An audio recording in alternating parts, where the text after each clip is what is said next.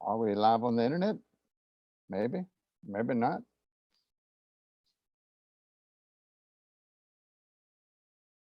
Oh, yep. I think maybe we are now. So let me open up the another page with the internet so that I can see the chat and see what's going on.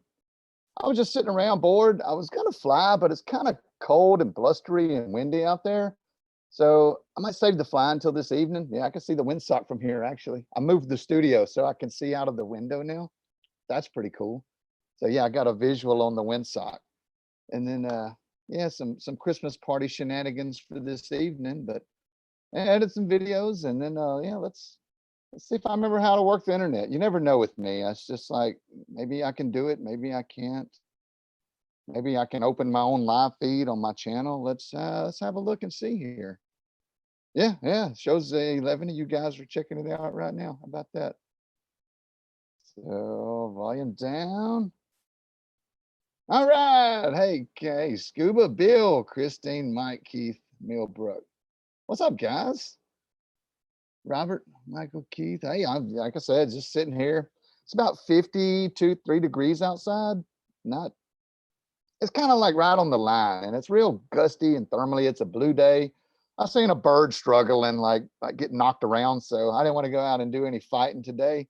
I'm kind of in like lazy mode, so I might do a nice easy flight this evening. Hey, Corey, what's up? How's is it windy over in Texas? It's always windy over there, right? It should be. That's yeah, kiting would be good, Bill. I'm gonna go flying this evening. I'm probably not gonna launch till 3 o'clock or so Central Time. Yeah, yeah, it's supposed to be 70 degrees for Christmas here. So yeah. Oh, and Merry Christmas, everybody. It's always a fun time. That's reading tips on Neil Wind Hadron launches. I mean, launching anything in a near wind is hard. You take something that's small and fast. You just have to have perfect timing. You got to inflate the wing, and before the inflation is even complete, you got to get on the power and get that thing thrusting so that the thrust catches the wing when it gets at the top. If you can do that and then build speed, of course, without killing it with brakes, then you'll be able to launch that wing no problem. And that goes for any wing. That's always the case. Sometimes it's you know, if you're having trouble with the inflations, that may be something that, like if something's coming up and still the tips are folded in, or maybe the tips are coming up first, maybe it's the layout. You got to start, you know, foundation, perfect layout into any wind that's there. I mean, if it's Neil, there may be a little bit of breeze blowing. It may be blowing at 25 feet where the wing's going to be that you might not feel on the ground. So lining up exactly into that wind is going to be helpful as well. Um, Oh, Kevin's gonna order a motor. Heck yeah, good stuff. My wife gave me the okay for my first one, and then here I am like 12 later. I love you, honey, if you're watching this. It's but the motors that I'm, you know, owning 6, 7 paramotors, that's one thing. If it was just a personal stash, but I'm using them for the school. Like, you know, they're making money back, you know, once I get some students coming in this season. This next season's looking good. I hope anybody who is wanting to fly is ready to come sign up, schedule some time, and learn to fly paramotors. Oh, y'all like the haircut? Yeah, I cut the party off. How about that? It's gone. I figured if you're gonna get your mullet, you know, cut, you might as well just cut it off. It wouldn't have made sense to like trim it up. It was getting hung up in the pool starter, and like I was taking some of it with me whenever I would go to start the engine. So that was no fun. Heck yeah. What are we looking? I'm missing questions here. The chat's going by too fast. I don't have my glasses on either, so I'm all, you know, let's look at it. Oh, New UK. What's the weather like in the UK, Nigel? I'm guessing rainy and nasty, ugly. Southern Indiana's looking good. I'm guessing, Mark. That's awesome.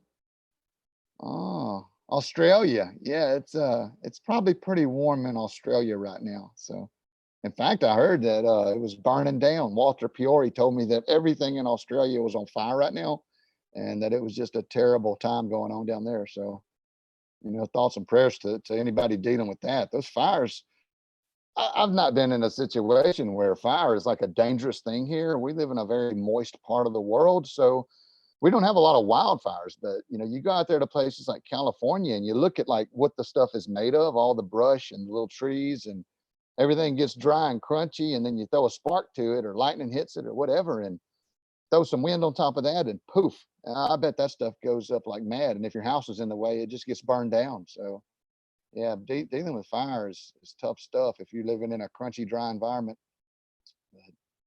Have I ever tried a Mac Para wing? Yeah, Christine, I have. I started flying on a well, the first wing that I owned was a Mac Para Muse 3.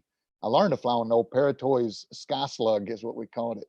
It was just a Paratoys paraglider. But the Mac Para makes good products. I'm really happy with the Muse was a good wing to learn on. It was an A wing. Also learned to free fly on that wing, SIV. I learned everything on that wing, more or less. Like 80% of the stuff I know now, I learned the initial moves on that wing. And then I've come across several Mac Para Chargers. Those seem to be good to go. And then the Colorado is probably the one that's piqued my interest most recently. That's a very nice glider for intermediate step up kind of glider. That's one that it does everything pretty good. You know, it doesn't excel at like the advanced level stuff, but you know, it also excels way past the beginner level stuff. So that one's right where it needs to be. SIV, looking for a PG harness. If you want a harness just to do SIV in, you might consider borrowing one from someone if that's the only time you're going to use it. Now, if you're going to pursue free flight shenanigans, you know, you might get your own, Robert. That just an open face seat boarded harness is pretty nice. You know, just, you know, have a reserve tucked under the seat, maybe an extra one if you're doing SIV. I think it would be cool to throw 2 reserves just to see what that felt like. And then, you know, of course, everything's going to get wet and you're drying everything out. But I've been at SIVs where people have went in the water and we'll lay their stuff out, let it dry, kite it for a few minutes, and then they're back up in the air within a couple of hours. Every time I touch this table, it's shaking. Sorry about this kind of stuff. Y'all like that? Is this good content? I'm sorry. I stop. I swear. I'm a fidgety bastard. I just get all fidgety. I don't know why. Fly like an eagle, Kylo. I try, man. Those Eagles got it going on pretty good, man. The Eagles are on point. Maybe I'll have a school one day. You don't want to be as cool as me. It's not as cool as it sounds. I say I'm all the chores are done. Actually, I didn't do my chores. It's laundry. I got laundry stacking. Like it's to the point where I could go a few more days, but here I am bored on the internet. I could be actually doing the laundry. So yeah, bad life choice right here, right now with Kylo, right? There's 5 or 6 pairs of clean underwear left, so I'm good for the week. No worries there. Got room for a new dummy soon, John Wayne? Yeah. Actually, there's not. I've got a lot of people saying I'm coming to training, you know, sometime this next year. There's only been a couple of people that have picked dates actually. So everything is basically wide open until somebody says, you know, I'm coming from this date to this date. Like the schedule's more or less open. And if I get a bunch of people kind of stacking up at a certain, you know, time span, I might tell them, you know, I'm booked for now, but, you know, step it off, you know, off a week or back a week, whatever. But the way the training's going, I think I've got a couple people that are coming in January, at least new students, maybe. Again, nothing's in stone yet. I think they're waiting till after Christmas to give me the full 100% confirmation. And then that's a slow time of the year. It's a gamble with the weather, of course. The same week in January is not going to be the same week from March to October. Like we're going to get a lot better conditions, probably. You know, you would think the same thing about this week right here, but here it is. Beautiful, smooth winds, 60-degree temperatures all week long until Friday. And it's just going to get warmer. Thursday is showing low 70s, thermals. Like I think I'm going to go thermal flying on Christmas Day. That's how good it looks here. Like it's showing a high buoyancy to shear and some moderate thermal lift. So I break out you know, get Santa Claus to tow my ass up in the air and get me some free flying in locally. That would be cool. It actually looks better here than anywhere else. So that's cool. Yeah, Jennifer, hello. I guess y'all got moved into the new place. That's cool. Tell Justin he needs to come back by. I'm waiting on him. Both of you are welcome to come on and get some flights in. That's what we need to be doing. What's up, Peregringo in the house? How about that? North Carolina, 45. That's below my threshold there, my friend. Hey, Tom. Tom made it to the chat. How about that? Kyle, did you see my comment in your last video regarding your throttle cable? I get a lot of throttle comments.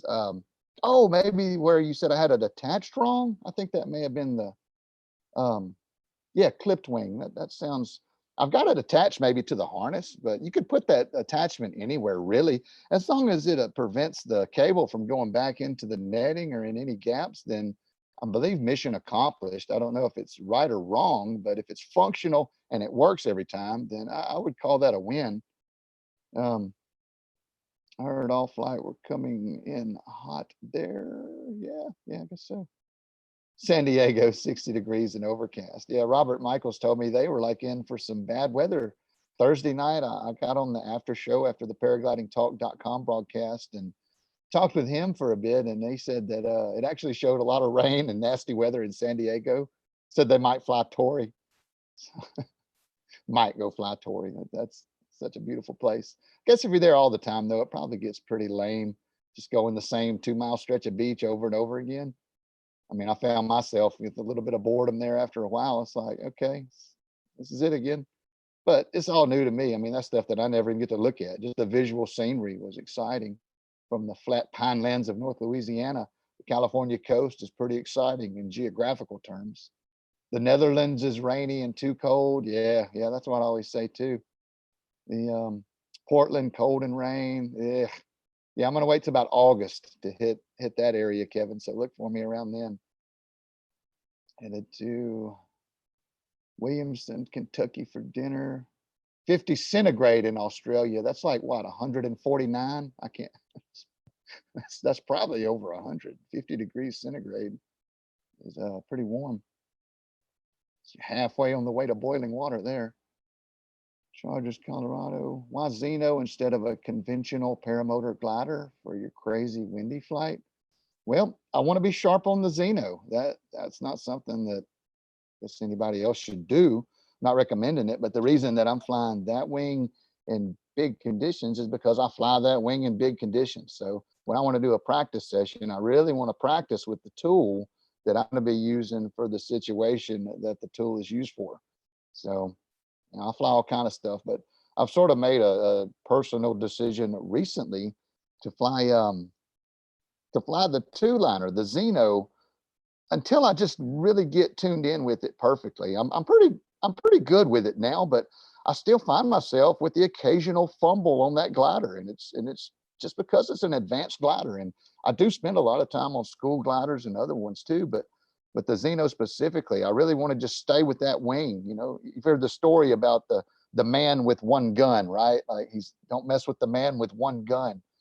I guess it's kind of the same thing with paragliders. You know, if you fly in 10 different ones all the time, it's hard to really get in perfect tune with that one glider. So that's sort of my goal with this is to just get in tune with that Zeno. So I'm going to be flying it in all conditions regularly, and I'm probably going to start putting the speed bar on it with the motor, just so I can be practiced up with speed bar.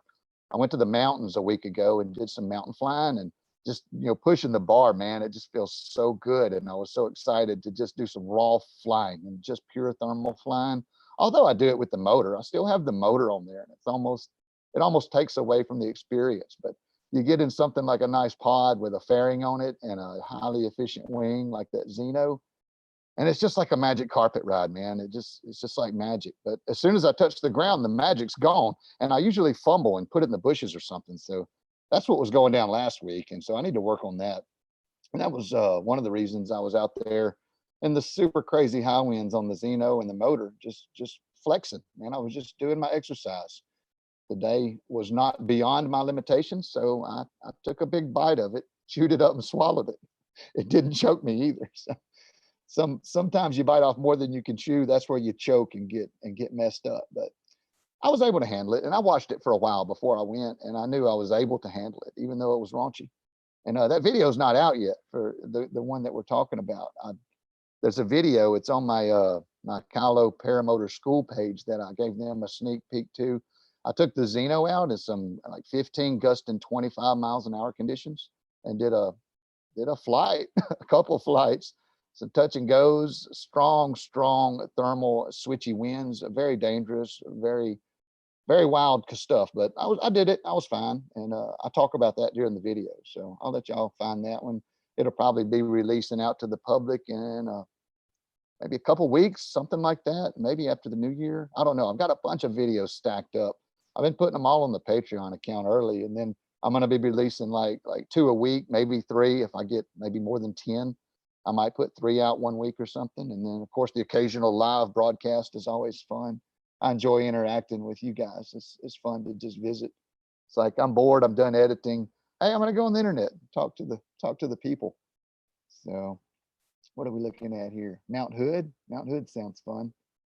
Red Oak today. Yeah. Out of the north, that's the place you want to be. Red Oak Training Hill is a beautiful place, but 4.5 hour drive too. So yeah, but if you're bored and off work, maybe worthwhile. Have you tried a Dudek V King wing? No, but it's a single skin glider, and I've got a couple of single skins from Independence, and I like them. I like them a lot. They, for what they do good, that for the stuff they lack, they do the other stuff really well. For ground handling and easy inflation, lightweight packing, it's single skin's pretty cool. There's some cool technology going on there. Hey, Parker's here. Check that out. What's up, man? Good stuff. Tell Sandra I said hello. Why get a lot of Atom 80s? I weigh too much for that. I've been flying the Atom 80 at like, what's my holiday weight? 215, 220. I've not stepped on the scale in about a month, but it's recently been taco season around here. So I've been like slamming the tacos and the holiday food.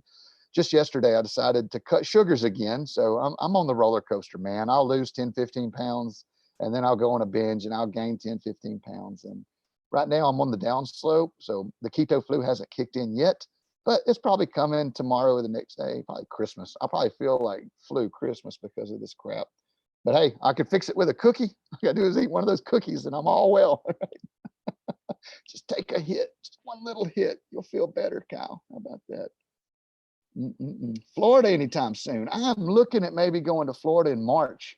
There's supposed to be some SpaceX launches there, and that's on one of my bucket list items, is to go and watch a rocket launch, like a space rocket launch, and maybe from the Paramotor even. And there's a couple of things I want to do in Florida. I want to meet up with some of the other YouTube guys there, and the Aviator and PBG Gorilla. Go check all that out. And then I got my SpaceX connection there, David. I'm going to meet up with him, and he's going to show me the places to be and the places to go, and just sort of kind of creep around Florida for a week or two, do like maybe a Paracarnival style travel thing. And then I'm going to do the same thing in August. That's my other trip that I've got planned, is going up to the Pacific Northwest and checking out some of those sites and coast, and just going places I've never been. I've been to Florida a lot before I was a paramotor guy, and I've seen most of Florida a lot. So I never really had a desire to go there. And when I get time to travel in my adulthood, I like to go places I've not been. I like to go exploring and check out new things. And the Pacific Northwest is the thing that's next on the list. So that's where I'm aiming. Should I mention I'm the operations and logistics manager at Parajet? Just trying to keep you safe.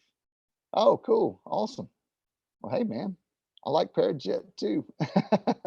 Ben's a Parajet guy. He was telling me I got the throttle thing hooked in a little wrong, but I'll check that out.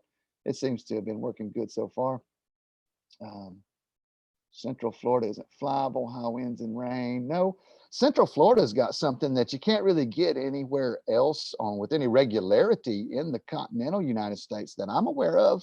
Maybe there's some places up in the mountains that do it, but they have a convergence that happens there with some regularity, where you get the coastal winds coming in off the east and off the west coast, and they meet in the middle. And when they meet in the middle, they go up. And if you can get in the center of the state, you could just stay up and ride that convergence for however long it lasts. I'm really curious to take some free flight gear and do some cross country across the center of Florida. That might be pretty cool. That's something that I want to do maybe while I'm there, or even if it's on a paramotor, you go up there and kill the motor and just fly along in a convergence. Paraglider wing with a motor. I don't think there's a problem with it. I mean, aside maybe being overloaded on it, knocking it out of certification. But hell, if you're flying 2-liners anyway, I mean, just how much certification is going on there. they're all going to be D's because they have to use collapse lines to get them to collapse to get the rating. So no matter if it got A's or B's all the way across the board, if you put a collapse line on it to cause a collapse, then automatic D rating. That's any glider.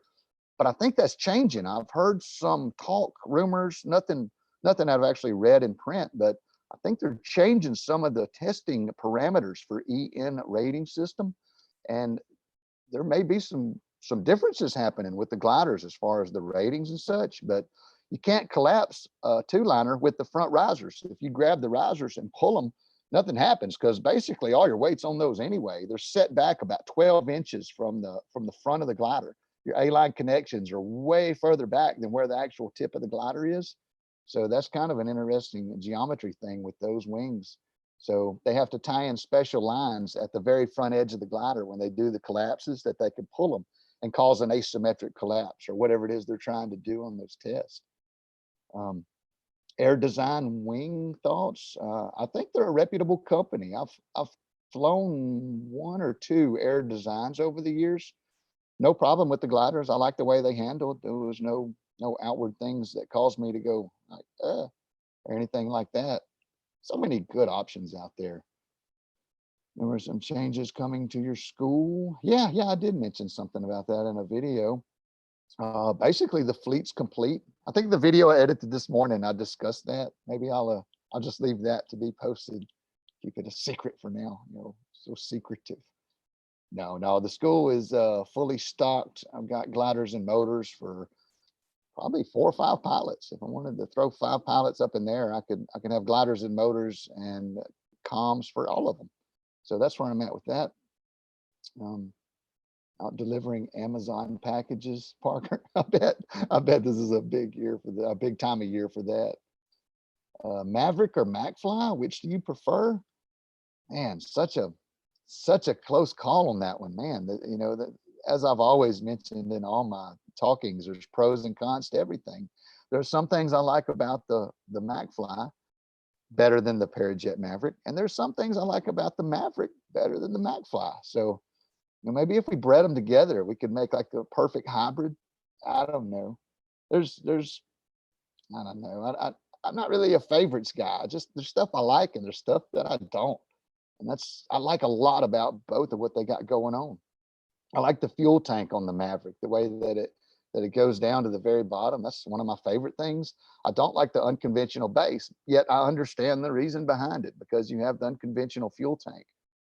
With the MacFly, they've got the wide flat tank, which is kind of like an air brake sticking out behind you there. I like the swing arms on the MacFly better than the Parajet Maverick. Netting, I think I probably give my nod to the Maverick on the netting. The fit and finish is very similar. Maverick probably has a nod on that. Weights are very similar. Yeah, very, very minor things. Very, very minor things.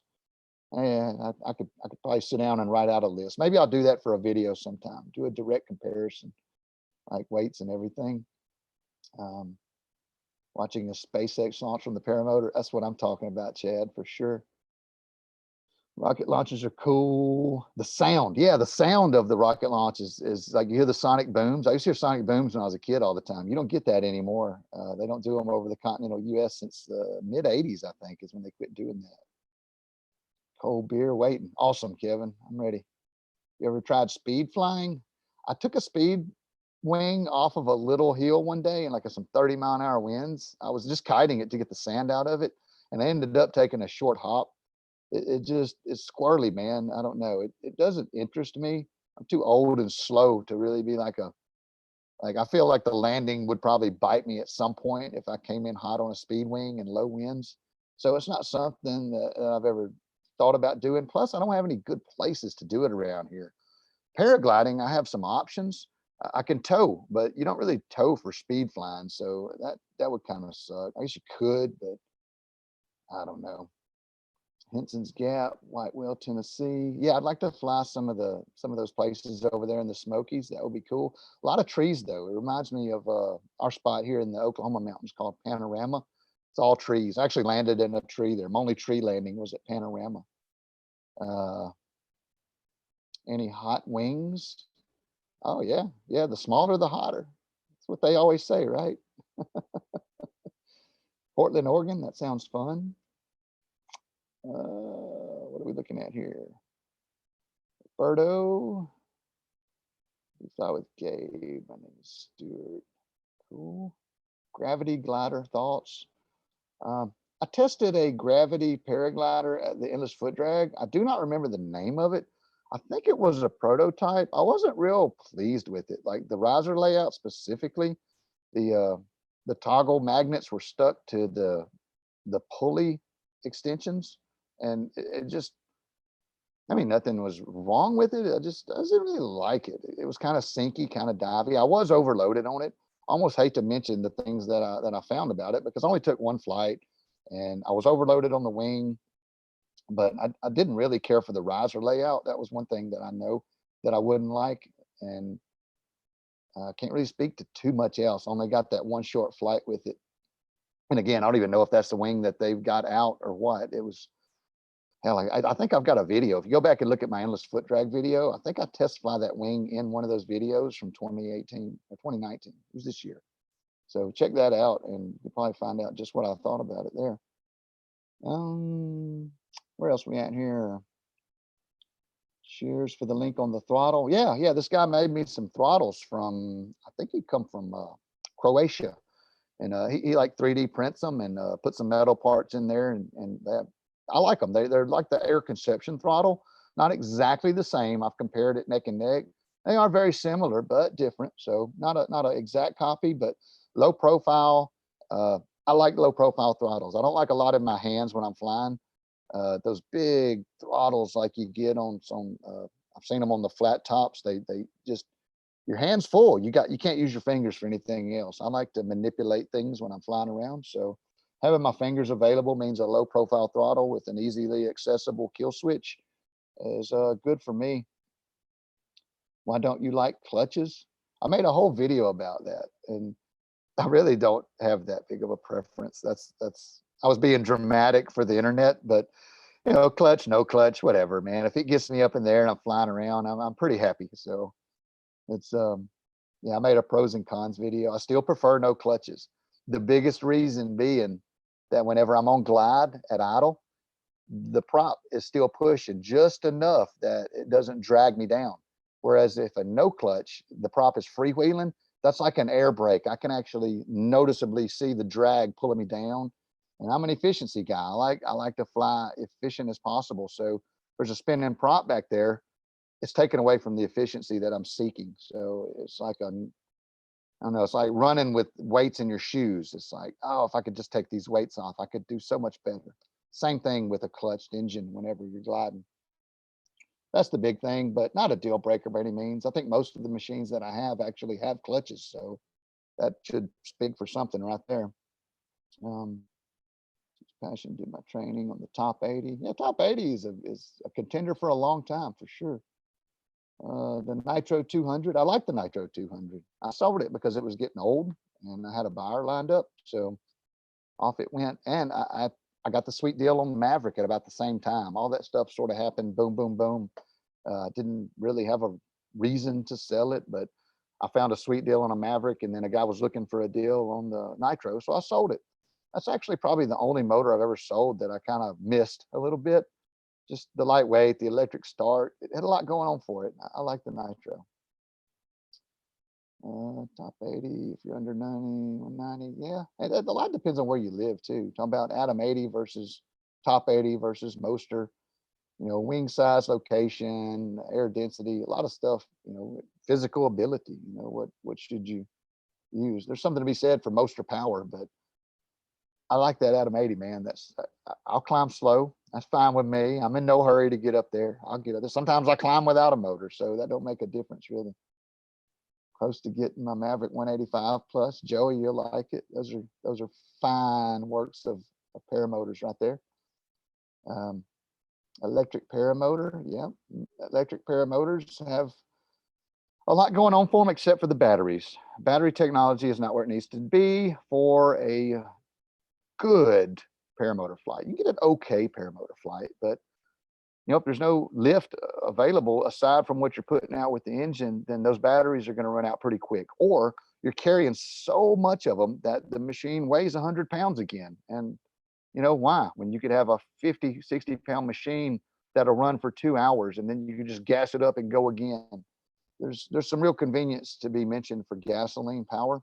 I'm still two-stroke gasoline. That's where I'm at with paramotors right now. Electric just doesn't have what I seek at this point. And it's not to do with the electric paramotor, but the battery specifically. Tennessee is a 6-mile wide flat valley, tons of landing options. Oh yeah, I like valleys. I like mountains. There's valleys, there's mountains, right? Heck yeah. What else we got here? Let's find some more questions here. This is like watching my daily news.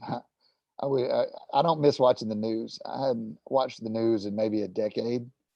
I hear people talk about it all the time, and I kind of feel sorry for the people that are staring at the TV nonstop because there's nothing good on there. Turn that TV off and go do something else. You'll be much happier with your life. I certainly was. I was a TV watcher for 30 years, and then I just called them up and said, nope, you can just keep it. Turn it off. I want my money in my pocket, and I want to do other stuff with my time. And that's where I've been ever since then, and my life has been much happier without it. Following for a while, seriously consider paramoting. Sorry, video for Shreveport, Fort Worth, Speedway. 10,000 for training and setup. Russ, that depends a lot on what you get. If you want to just come do training, learn to fly, you can spend $1,500 and be fully trained and ready to purchase your own gear. And then the money that you have to pay for gear, that would depend on the gear that you purchased. So if you want to come learn to fly, though, you're close enough that you could make 2 or 3 trips and not have to stay for 10 days at a time or anything.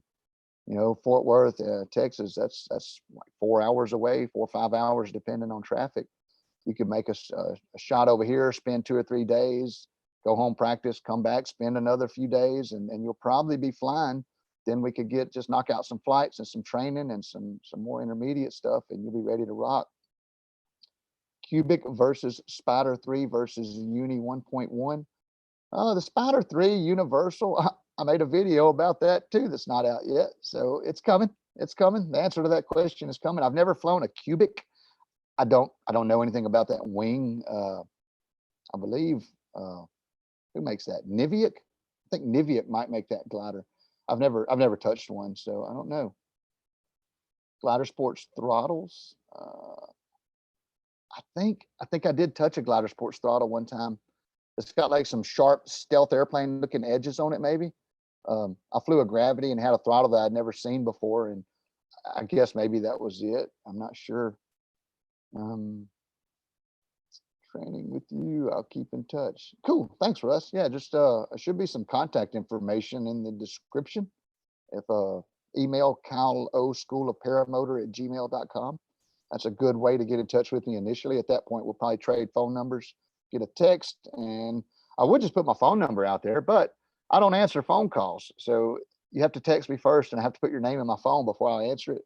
You can blame the spammers for that stuff, and that's been a couple years. And also, my life has been much happier since I quit answering phone numbers. So if a name pops up, I'll answer it just about every time. But if it's a random number, you better text first. That's the way I roll. And then any preference on reserve parachute? I like the squares and the steerables. It depends on what situation I'm putting myself in, and maybe what's on there. I do have rounds too, so I do all of the above. There's pros and cons to each. And have I made a video about that? Maybe, maybe not. There are videos about that, lots of reading. Fly Bubble has a really good page on reserve parachutes. If you'll go to their page and look up reserve parachutes, it talks about the pros and the cons, and everything is good, solid information on there.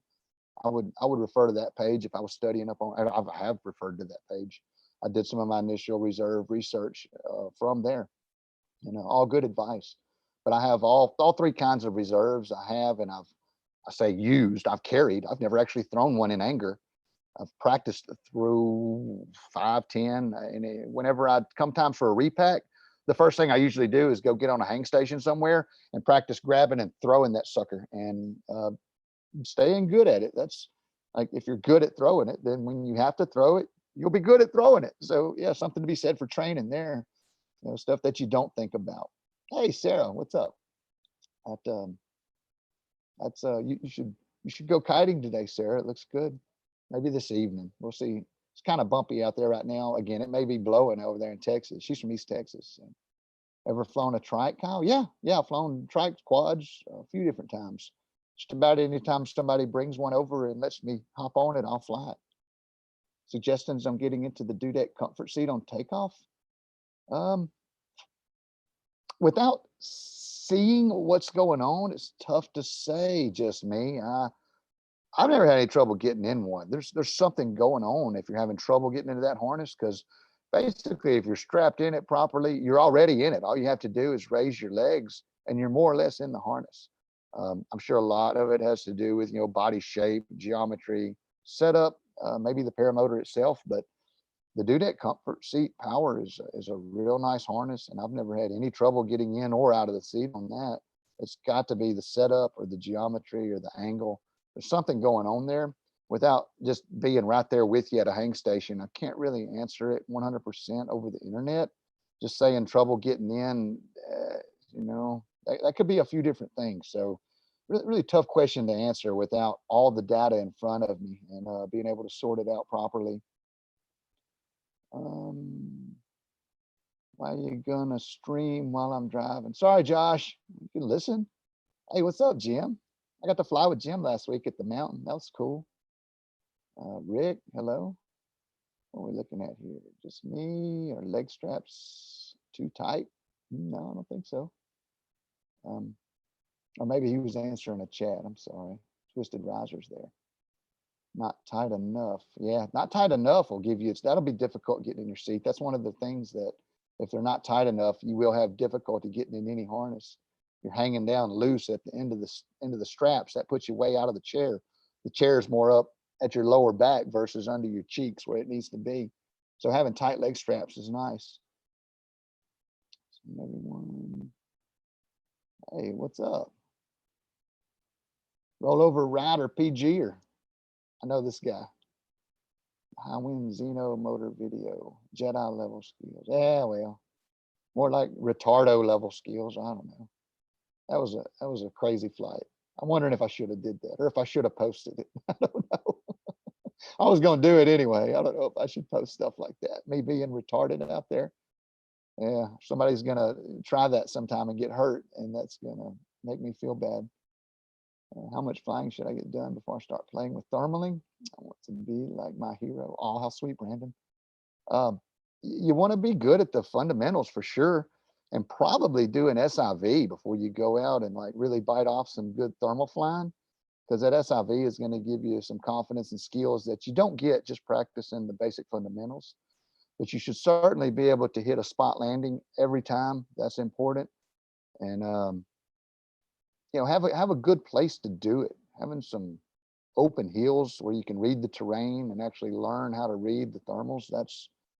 It took me years to figure it out. I don't really have hills around here, but the few that I do, I've I've, I've only recently, I guess, actually kind of fine-tuned and honed my thermaling skills. I've been doing it so much, I can't really tell you when it became, I say, almost effortless. Like I've not dirted maybe once or twice this season. Just like, if I wanted to fly and it was good, I went where I wanted. Like with or without a motor, didn't matter. So I don't know if that puts me next level or what, but I'm able to thermal fly at will. If they're out there, I know where to grab them and what to do with them. And that took a lot of years of practice, a lot of practice. And most of it was on the motor. Weirdly enough, doing it on free flight gear was a nice thing, but I learned to thermal more or less on a motor. I would set it, I had a cruise control. I would set that cruise control for like 0, where I wasn't going up or down. Then you get in the thermals and you go up, and you get in the sink and you go down. And I would just figure out, excuse me, I would just figure out, what, where, why, and how. And that's where I really, practice and practice and practice. That's where you learn. But if you're going to pick up thermal flying, start later in the morning when they're picking up, earlier in the evening when, it looks good. If you can kite in those conditions, you could probably fly, go up, get high, get away from the ground if you're doing it for the first time. You don't want to spend any time close to the ground in thermal conditions if you're new, because you'll get dumped, smashed, and broke quick doing that. And a lot of it's got to do with how big of a day it is. So a lot of variables to consider there. Just there's not just thermal days and not thermal days. It's like a grayscale. There's so many varying options of thermal activity. Sometimes there's strong wind and strong thermals. Sometimes there's strong thermals, weak winds. Sometimes strong winds, weak thermals. Sometimes it's all in between. Sometimes, they go through wind shears in different directions and they'll change direction on you. They change size as they get higher up, whether there's clouds or no clouds. There's a ton. I think I'll make a video about it, I'm sure. I'll make videos about every damn thing, I think. Oh my gosh. Brother, Track Flyer, you got your house built and your trailer built? You ain't come over in a minute. But you've been working on a trailer over there in East Texas. I'm still trying to fix Just Me's harness. Heading to Alaska Christmas Day. That sounds cool. I think we're gonna do something different for Christmas this year. I think I'm gonna take the family and we're gonna go like out to eat and then maybe to a movie and then just come home. We've never done that before. Some families do that. I've heard people talk about it. We've never done that. We've always done like open the presents and go hang with the family and cook a big feast and eat. And then you're doing dishes and laid up in some kind of a food coma. But this year, I think we're going to do it a little different. Maybe just out to eat, catch a flick, come home, relax.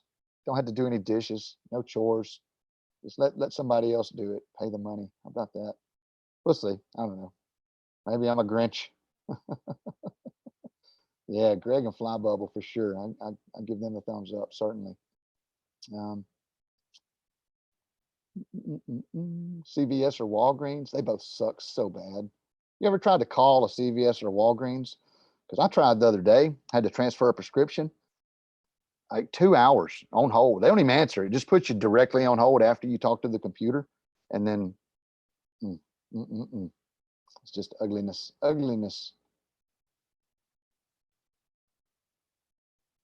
Can you pack your own reserves?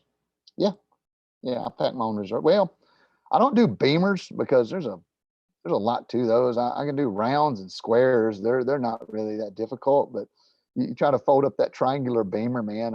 I tried with some people one time. We had a video we were watching and we had it laid out on the floor. There was a whole bunch of us trying to do it. And it was like, man, if anything was worth $65 in this world, it's paying for somebody else to repack your Beamer 3. That's a certainty in this world. I got one I need to mail off right now that's due. I was waiting until I got a little closer to the season so it didn't just sit there freshly packed for a few months. Like I want to get one fresh repacked, pack it up, go fly. And then always carry reserve and never have to use it. That's a good option. Dual start Moster 185. Yeah, I do. The only experience I've got with a dual start Moster 185 is that the electric starter had problems and it had problems and it had problems and probably still has problems. But having the dual start, I think maybe that's the reason why, is you got that other option then. Tomorrow, about Italy.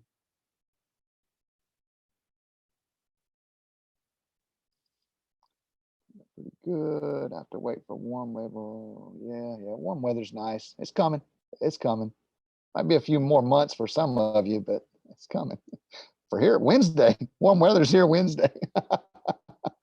I love Louisiana. We're just where we need to be. Like not too cold. It does get too hot.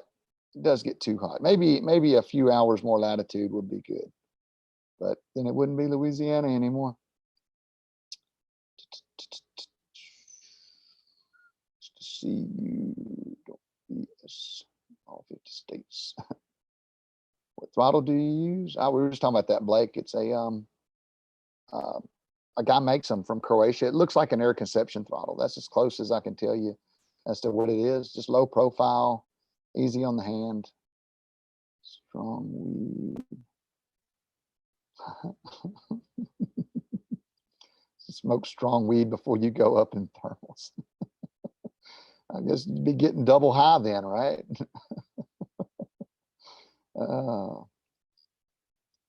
80% trailer done. The flip house is kicking my butt.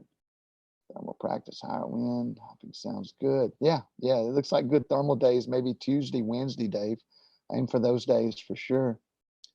Landing in hard sink video would be appreciated. Hard to manage. Yeah, you see, I don't land in hard sink if I can help it. I try to time my landings. Even free flying, you can still, once you learn to read the thermals, rarely do you put yourself in a spot where you're coming down in like the nastiness. Sometimes you get drilled. It obviously is some variation happening there, but with a motor, you can pick your cycle to land in, and you don't land in hard sink. Hard sink will smash you if you're not ready. The way to land in hard sink is to come in fast and hammer the brakes hard as you arrive at the ground, and use all your flare at once to slow down as you kind of punch it in there. So I have been dumped and had to do that, and you always need to be ready for it. But having speed and your hands on the brakes ready to slam is it's important anytime you're low, but especially in thermal conditions. If you go into some lift, you need to be ready to bust out. And there, I got a text message. I'll check that later. Merry Christmas, Andre. Learning as I go. Like to meet you when you come fly. Well, come on then. Aiming for August, electric mud puppy. I'm sure I'll post some details before then as it gets closer. Wet, windy, cold, waterlogged. Oh man, Sandy over in the UK. It's bad, huh? Sorry, man. Sorry. But those our poor brethren across the pond there, man. They just don't have good weather very often. I feel sad for them.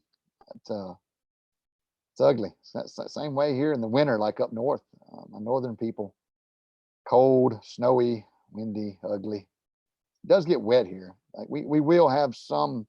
There's inevitably some times where it rains for a week in a row, like every day for a week, two.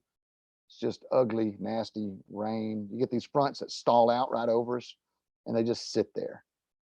I wish they if they just move through, it rains for a day and it's gone, and then you'll get whatever's on the other side of it. But when they stop and go stationary, usually around February is when most of the time that happens. When everything's trying to push back to the north, that warmer air is trying to push up. You'll get some stalled fronts that just land right on top of my house here, and it rains incessantly. Everybody's just moping about like, please stop, please stop. We've had enough. And then sometimes in the middle of the summer, it not rain for a month, and everybody's just like, please, a drop. Just give us a drop. We get all of it here. We get all kind of weather. Sometimes on the same day. What's the progression from a 25-hour pilot to midday flying? What's involved in the training process? Well, you want to find some good conditions. I keep repeating myself about that. It's the conditions that really make, what you should step into. A 25-hour pilot, not all 25-hour pilots are the same. You want to be able to, you want to be great at kiting.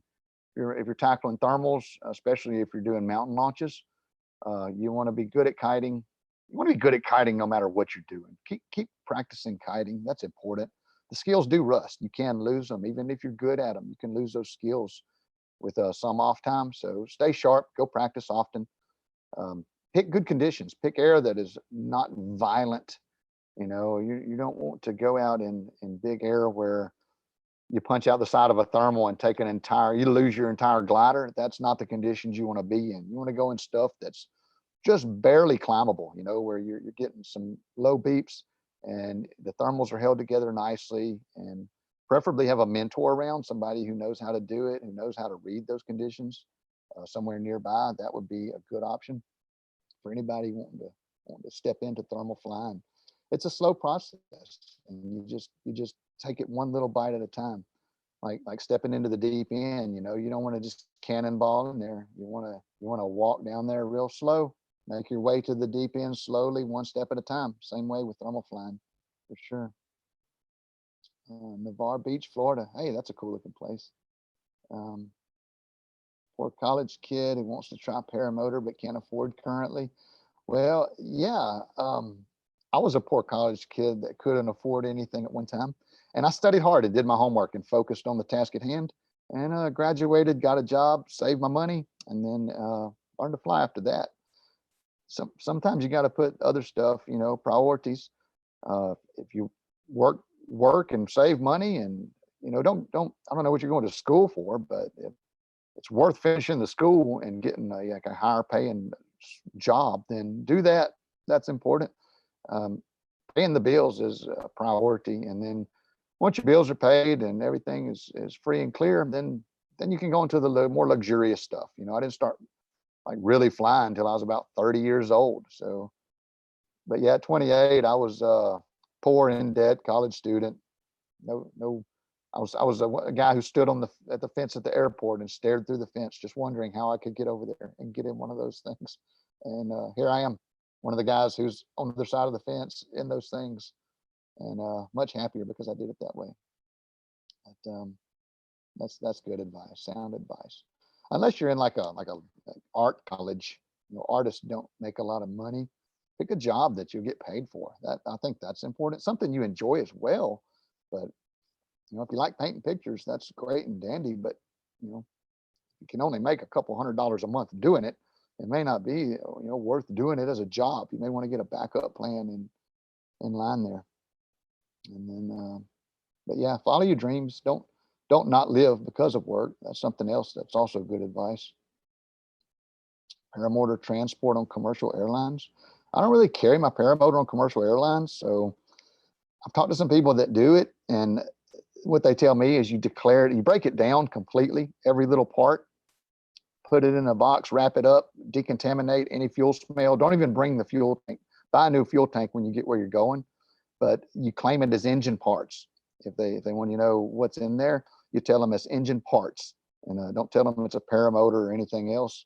And have it all wrapped up and secured and disassembled and cleaned, and then you'll have to rebuild it where you get where you're going. And that's one way that I know works. Not all the time.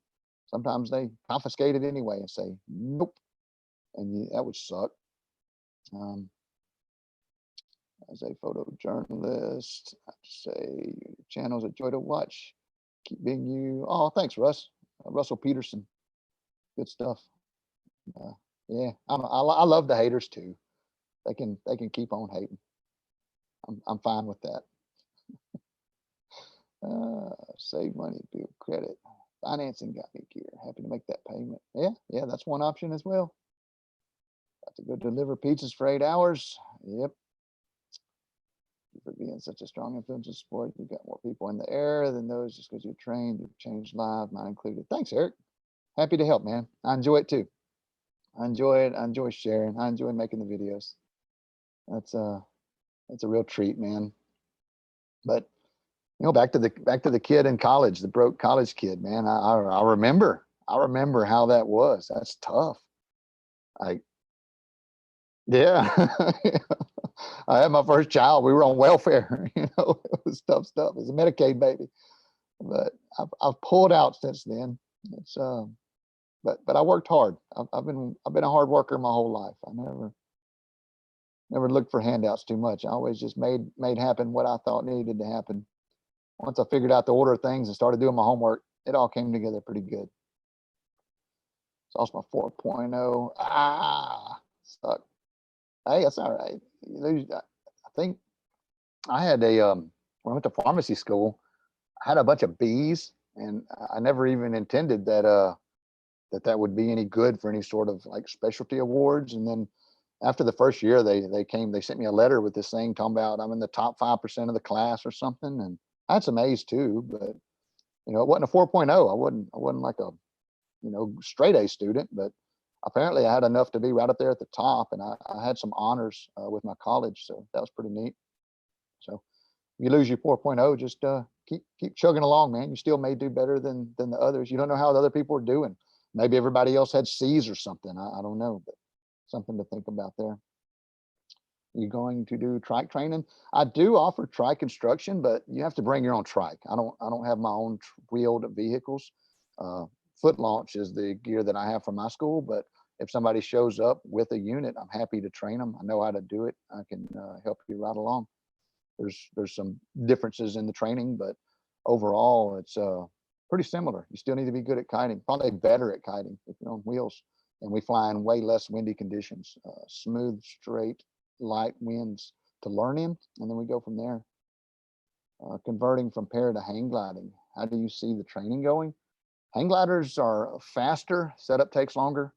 They like a fumble on a hang glider is like way worse than a fumble on a paraglider, because you're going to hit your face first. Like you're coming straight down on your head. Like if you have a nosedive or something, your feet are behind you. You're laying in that prone position. They do have seated hang gliding harnesses, but, and I'm not a hang glider pilot. I've studied on it a bit, but I do know that they fly a lot faster. They can control their speeds a little better, and they can fly in winds outside of what a paraglider's capabilities are. And you, again, fumbling a landing on a hang glider could end pretty bad. So the speed of the paragliders is kind of a big thing that keeps them safe. And then how many cameras? Matthew, there's a hidden comment. Can you explain cloud virga and why to stay away? Virga is rain that is falling and not hitting the ground. So if it was raining over there, you wouldn't get in there, not so much because of the rain, but because of the downdraft. That means that that things are moving down. And if you get in that, you might not could climb fast enough to avoid hitting the ground before you hit the ground. So if virga's coming down and you get under it, it could smash you pretty hard. So it just, again, a lot of it depends on the size of it. I've seen some little streaks of virga that didn't look scary, and I've seen some that did. So weather's such a variable thing. No one day or session looks like the rest of them. There's some similarities, but it's not always the same. It's always different a little bit, somehow or another. Would you recommend a glider for practice kiting? Yes. The one that you're going to fly is going to be your best option, like, for sure. You'll be in tune with it. You'll understand the nuances of it, especially if it's your first one. Now in the school, I have different size gliders for different weather conditions. If it's really windy, I'll break out a small glider so that there's no risk of getting plucked. And if it's real light, I've got some single skin gliders that inflate really easily in the light winds. And then for standard days, I've got the standard gliders. So having a few different options is nice if the conditions are variable. But if you're just going to pick one, pick the one you're going to fly and only kite it in good conditions, and stay out of the real strong or the real light stuff at first, and then go from there. That's solid advice. Going to do, okay, we answered that. I think I scrolled funny here.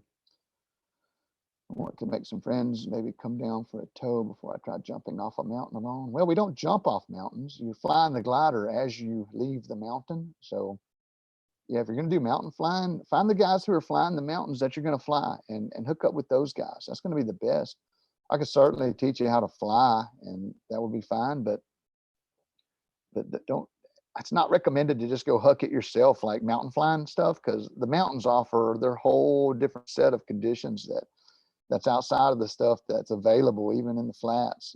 It's different weather that happens there. Lots of intricacies, the adiabatic, katabatic flows that can crop up, inversions, rotor, just launch sites, whether it's a cliff, a rolling launch. I mean, there's things that more than we could talk about in one video probably. But if you're going to fly mountains, my best advice is to find the guys who are already flying those mountains and go do what they do.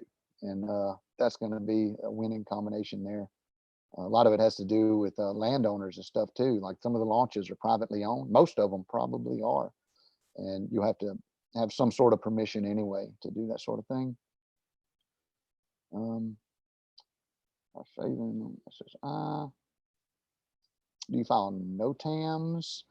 Not all the time. If it's a big tow operation, like if we're doing like a bunch of people coming down, there's gonna be a lot of vehicles around everywhere, I will file a NOTAM. But if it's just a training scenario, I'm usually on the comms with the local pilots and able to coordinate nicely doing that. And they know I do it out there all the time. All the local guys that fly know what's going on if I'm out there doing a tow operation. So I've got a lucky situation going on at my personal airport over here.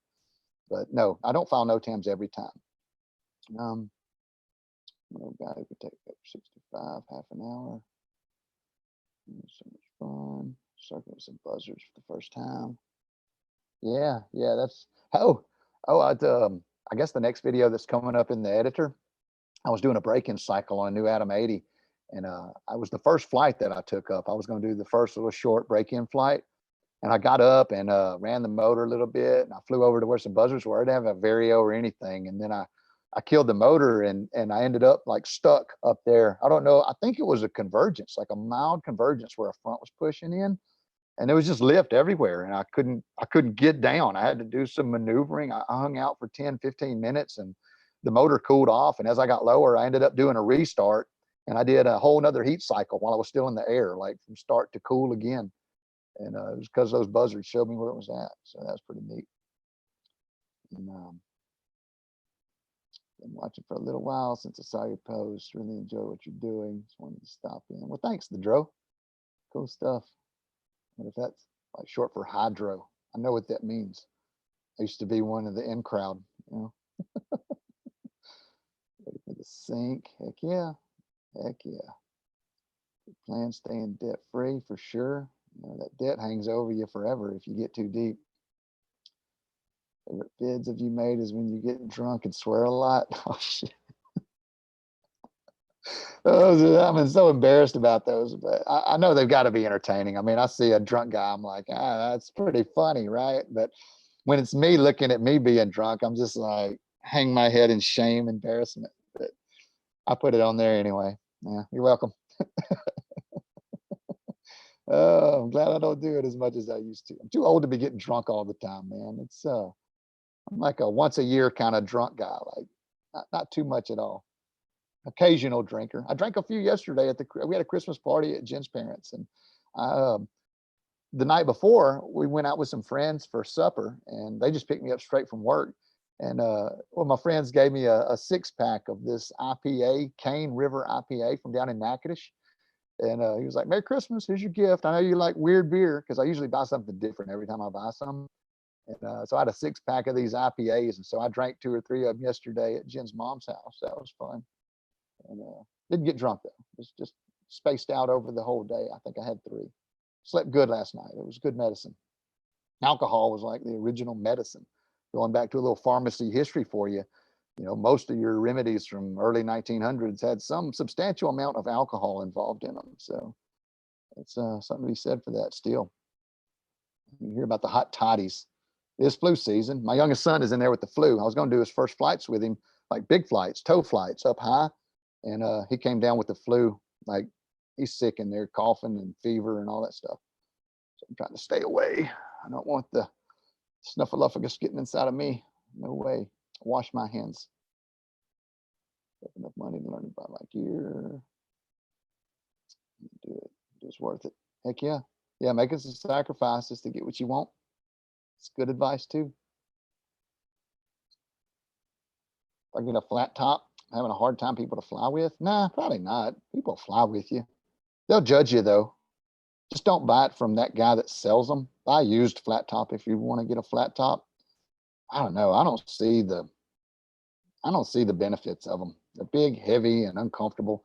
Most of your important stuff that you do is on the ground, and those machines tend to be difficult to ground handle. At least by my inspection, I've worn one and stood up with it and moved around with it, and it just seemed awkward and gaudy and smacking the back of my legs. And you know, if I'm ground handling, I like to have my legs under me. I like to be agile, be able to move around. If you got something that's heavy and awkward strapped to you, maybe you're not moving so well. You know, that becomes an important thing. That's just a personal feeling, but that's old school tech, man. It's old school tech. Flat top is. There's stuff that's so much more advanced than that that's out now. When you have time and more opportunity, you have to learn. Yep. Fly blossom with Robert. Yeah, let's just say that right. Fly blossom with Robert. Paul and Tagu. That's yeah, Blossom's a beautiful place, man. I flew there a bunch when I was out there with him. Loved it. Fell in love with it. Smelled good too. I was there during spring when everything was blooming.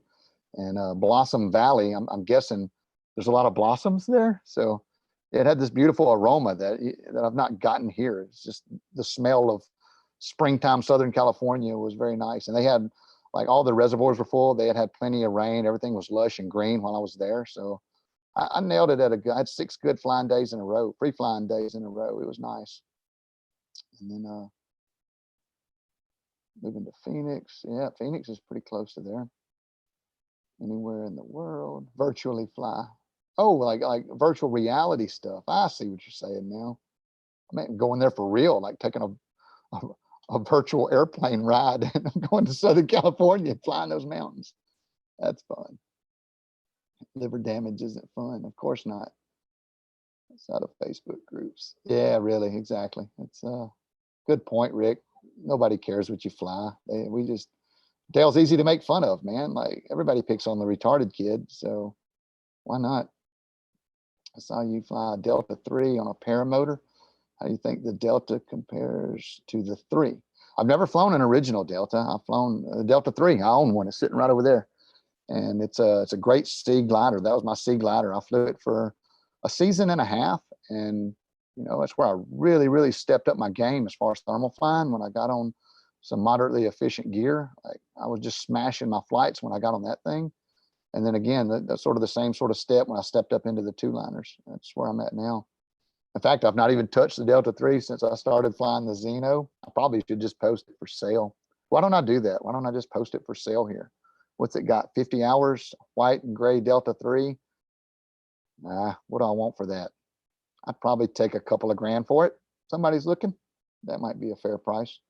It's not been inspected, but I never did abuse it really either. But yeah, I'd say it has a solid 50, 60 hours on it. Research a little knowledge. Robert Michaels is here. He's joined the chat. Fly Southwest most of the time. Heck yeah. That's cool. I'm going to show this message that Derek had here. He cussed in it, so it got withheld for review. Said the flat tops are looking less and less attractive. At first, I fell for Dale's BS. Dude is good at scaring the ignorant. That's his scheme, man. That's his scheme.